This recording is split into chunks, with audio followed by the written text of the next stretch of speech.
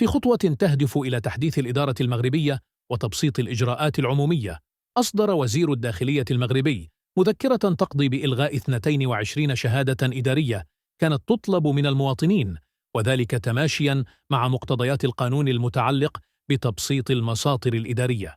ويشمل القرار الاستغناء عن وثائق مثل شهادة العزوبة، شهادة الزواج، شهادة الحياة الفردية والجماعية، شهادة التحمل العائلي، شهادة عدم الطلاق، شهادة تعدد الزوجات، شهادة الإراثة وغيرها، على أن يتم تعويضها بتصاريح الشرف الصادرة عن المؤسسات المعنية، مما يساهم في تخفيف الأعباء الإدارية وتحقيق مرونة أكبر في تقديم الخدمات للمواطنين.